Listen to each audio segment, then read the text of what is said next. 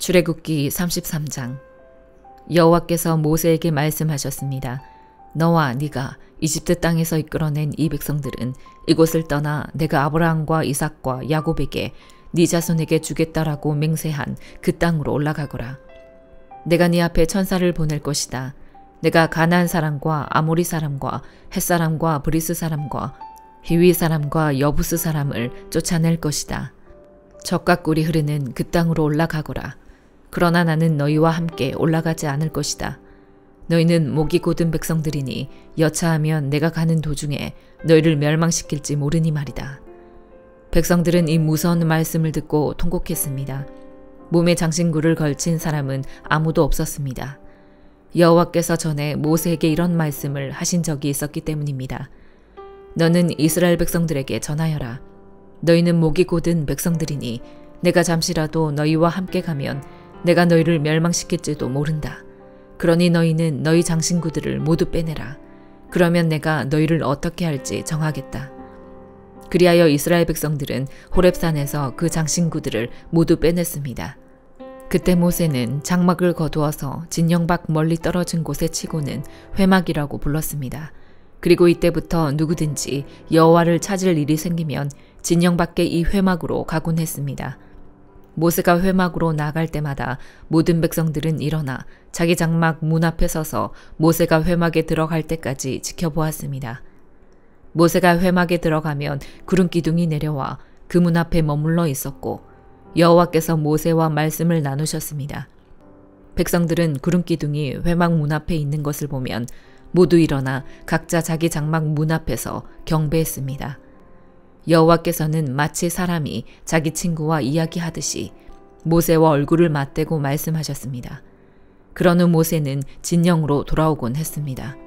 그러나 모세를 보좌하는 청년 여호수아는 회막을 떠나지 않았습니다. 모세가 여호와께 말했습니다. 주께서 내게 이 백성들을 이끌라고 줄곧 말씀하지 않으셨습니까? 그러나 나와 함께 누구를 보내실지 알려주지 않으셨습니다. 주께서 말씀하셨습니다. 내가 너를 이름으로 알고 너는 내게 은총을 입었다라고 말입니다. 주께서 나를 기쁘게 여기신다면 제발 주의 길을 내게 가르쳐 주셔서 내가 주를 알게 하시고 계속해서 주께 은총을 입게 해 주십시오. 또 이 민족이 주의 백성들임을 생각해 주십시오. 여호와께서 대답하셨습니다. 내가 친히 너와 함께 가겠다. 내가 너를 무사하게 할 것이다. 그러자 모세는 여호와께 말했습니다. 주께서 친히 우리와 함께 가지 않으시려거든 아예 우리를 여기서 올려보내지 마십시오. 주께서 우리와 함께 가지 않으시면 나와 주의 백성들이 주께 은총을 입었는지 누가 어떻게 알겠습니까? 나와 주의 백성들이 지면의 다른 모든 백성들과 어떻게 구별되겠습니까? 그러자 여호와께서 모세에게 네가 말한 그대로 내가 하겠다. 네가 내 은총을 입었고 내가 너를 이름으로 알기 때문이다라고 말씀하셨습니다. 그러자 모세는 그러면 부탁입니다만 내게 주의 영광을 보여주십시오라고 말했습니다. 그러자 여호와께서 말씀하셨습니다. 내가 내 모든 선함을 네 앞에 지나가게 하겠고 내가 네 앞에 내 이름 여호와를 선포하겠다. 나는 내가 불쌍히 여길 자를 불쌍히 여기고 긍휼히 여길 자를 긍휼히 여길 것이다. 그분께서 이어 말씀하셨습니다. 그러나 네가 내 얼굴은 보지 못한다. 나를 보고 살아남은 사람이 없다. 그러고 나서 여호와께서 또 말씀하셨습니다. 자, 내 가까운 곳에 바위가 있으니 그 위에 서 있어라. 그러면 내 영광이 지나갈 때 내가 너를 바위 틈새에 두고 내가 다 지나갈 때까지 내 손으로 덮을 것이다. 그러고 나서 내가 내 손을 뗄 것이니 너는 내 뒷모습만 보고 내 얼굴은 보지 못할 것이다. 요한복음 12장. 유월절이 시작되기 6일 전에 예수께서 베다니에 도착하셨습니다. 그곳은 예수께서 죽은 사람 가운데서 다시 살리신 나사로가 사는 곳이었습니다. 그곳에서 예수를 위해 잔치를 베풀었습니다. 마르다는 음식을 날랐고 나사로는 예수와 함께 음식을 먹고 있는 사람들 가운데 함께 있었습니다. 그때 마리아가 매우 값비싼 향료인 순수한 나드 1리트라를 가져다가 예수의 발에 붓고 자기 머리털로 예수의 발을 닦아드렸습니다. 집안은 온통 향내로 가득했습니다. 그때 제자들 중 하나이며 나중에 예수를 배반할 가룟 유다가 말했습니다. 왜 이 향유를 300데나리온에 팔아 가난한 사람들에게 주지 않고 낭비하는가? 그가 이렇게 말한 것은 가난한 사람들을 생각해서가 아니었습니다. 그는 돈주머니를 막고 있으면서 거기에 있는 돈을 훔쳐가곤 했기 때문입니다. 예수께서 대답하셨습니다. 그대로 두어라. 이 여인은 내 장례날을 위해 간직해둔 향유를 쓴 것이다. 가난한 사람들은 항상 너희와 함께 있지만 나는 항상 너희와 함께 있는 것이 아니다. 유대 사람들의 큰 무리가 예수께서 베다니에 계시다는 것을 알고 몰려왔습니다. 이는 예수뿐 아니라 예수께서 죽은 사람 가운데서 살리신 나사로도 보기 위함이었습니다. 대제사장들은 나사로도 죽이려고 모의했습니다. 그것은 나사로 때문에 많은 유대 사람들이 떨어져 나가서 예수를 믿기 때문이었습니다. 다음날 명절을 맞아 올라온 많은 사람들이 예수께서 예루살렘으로 오신다는 말을 듣고 종려나무 가지를 꺾어 들고 예수를 맞으러 나가 호산나 주의 이름으로 오시는 분에게 복이 있도다. 이스라엘의 왕에게 복이 있도다 하고 외쳤습니다. 예수께서는 어린 낙이 한 마리를 보시고 그 위에 올라앉으셨습니다. 이것은 성경에 기록된 것과 같습니다. 시온에 따라 두려워하지 말라. 보라, 네 왕이 새끼 나귀를 타고 오신다. 제자들은 처음에는 이 일을 이해하지 못했습니다. 그러나 예수께서 영광을 받으신 뒤에 비로소 이 말씀이 예수를 두고 기록한 것이며 또한 사람들도 예수께 그렇게 행했다는 것을 깨닫게 됐습니다. 또 예수께서 나사로를 무덤에서 불러내 죽은 사람 가운데서 살리셨을 때 함께 있던 사람들이 그 일을 증언했습니다. 이처럼 우리가 예수를 맞으러 나온 까닭은 예수께서 이런 표적을 행하셨다는 말을 들었기 때문이었습니다. 그러자 바리새파 사람들이 서로 말했습니다. 보시오, 온 세상이 예수를 따르고 있으니 이제 할 수 있는 것이 없지 않소. 명절에 예배드리기 위해 올라온 사람들 중에 그리스 사람들도 있었습니다. 그들은 갈릴리 벳세다 출신인 빌립에게 와서 간청했습니다. 선생님, 우리가 예수를 뵙고 싶습니다. 빌립은 안드레에게 가서 말했습니다. 이어 안드레와 빌립이 함께 예수께 말했습니다. 예수께서 대답하셨습니다. 인자가 영광받아야 할 때가 왔다. 내가 진실로 진실로 너희에게 말한다. 밀알 하나가 땅에 떨어져 죽지 않으면 한 알 그대로 있고 죽으면 많은 열매를 맺게 된다. 자기 생명을 사랑하는 사람은 잃을 것이요. 이 세상에서 자기 생명을 미워하는 사람은 영원히 그 생명을 보존할 것이다. 누구든지 나를 섬기려면 나를 따라야 한다. 내가 있는 곳에 나를 섬기는 사람도 함께 있을 것이다. 누구든지 나를 섬기면 내 아버지께서 그를 귀하게 여기실 것이다. 지금 내 마음이 몹시 괴로우니 내가 무슨 말을 하겠느냐. 아버지여, 내가 이 시간을 벗어날 수 있게 해주십시오 하겠느냐. 아니다. 나는 바로 이 일 때문에 이때 왔다. 아버지여, 아버지의 이름을 영광스럽게 하소서. 바로 그때 하늘에서 소리가 들려왔습니다. 내가 이미 영광스럽게 했다. 다시 영광스럽게 할 것이다. 곁에 서서 그 소리를 들은 사람들은 천둥이 쳤다고 말했습니다.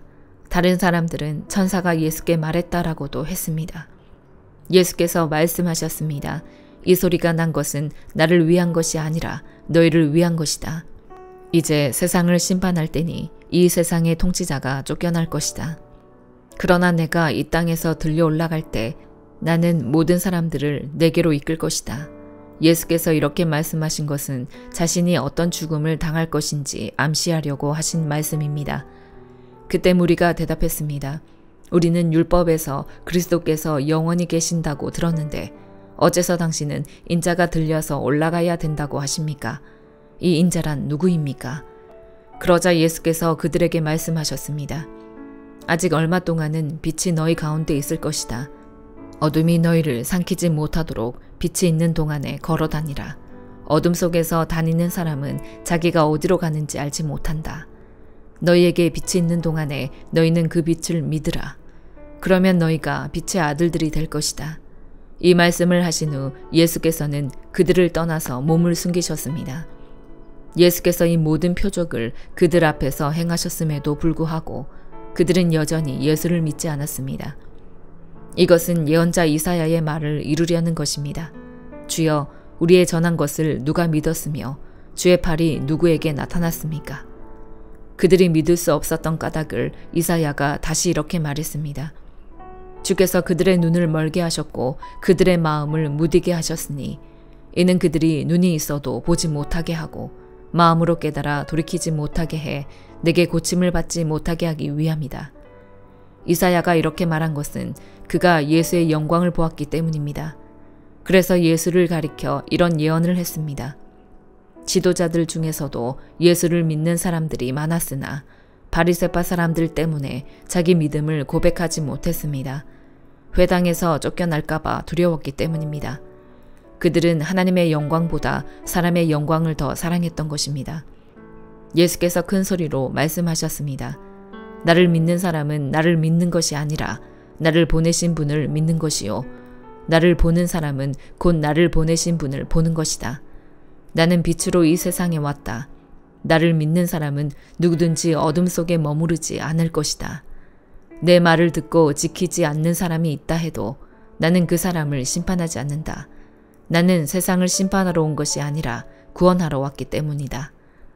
나를 거절하고 내 말을 받아들이지 않는 사람을 심판하시는 분이 따로 계시다.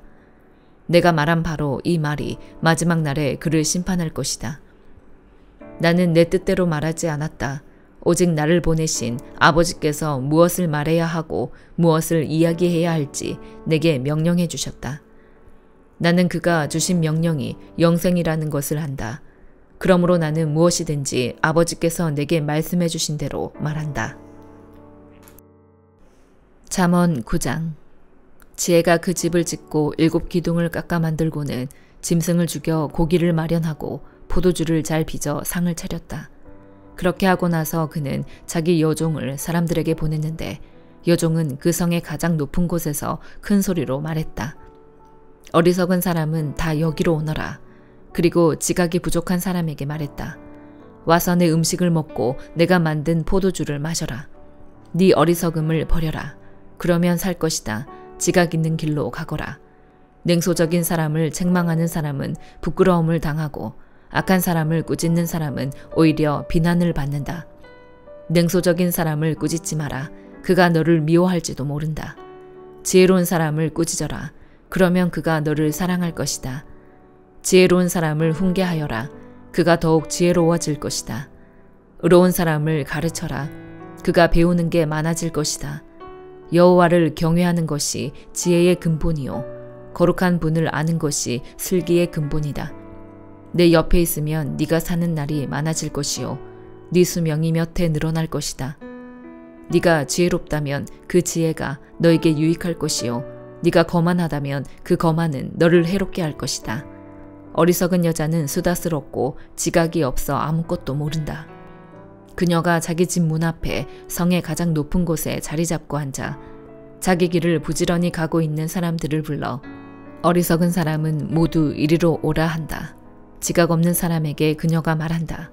훔친 물이 달고 몰래 먹는 음식이 맛있다. 그러나 그 지각 없는 사람은 죽음의 그늘이 그곳에 드리워져 있는 것을 모르고 그 여자를 찾아온 손님들이 지옥의 깊은 곳에 있는 것을 모른다. 에베소서 2장. 여러분 또한 여러분의 허물과 죄로 죽은 사람들이었습니다.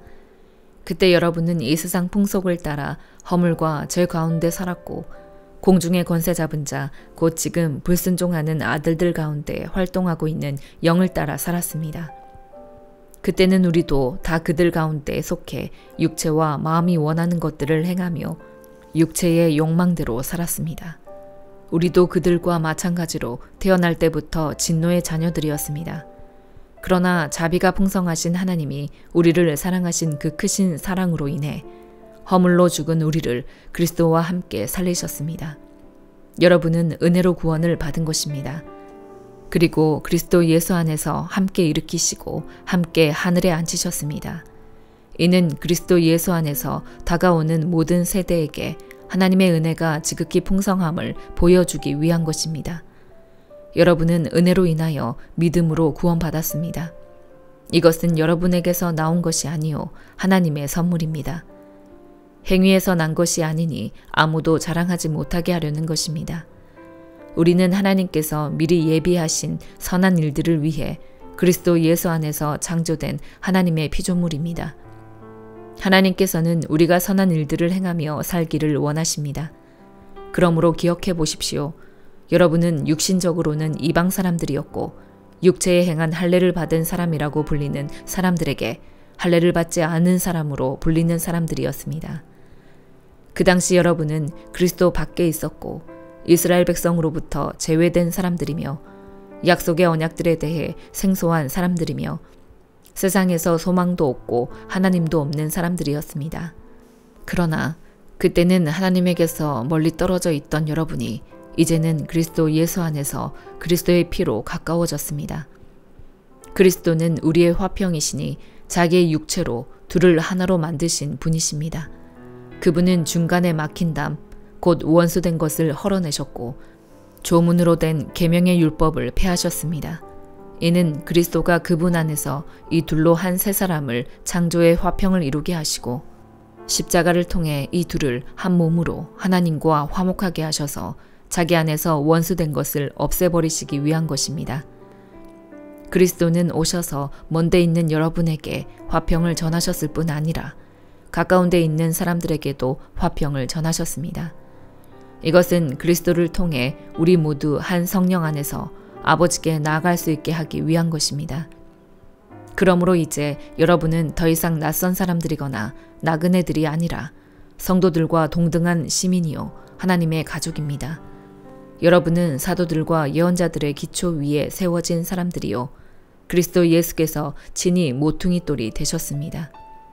그리스도 안에서 건물 전체가 서로 연결돼 주 안에서 함께 자라 거룩한 성전이 됩니다. 여러분도 성령 안에서 하나님께서 거하실 처소가 되기 위해 그리스도 안에서 함께 세워져 가고 있습니다. 아멘.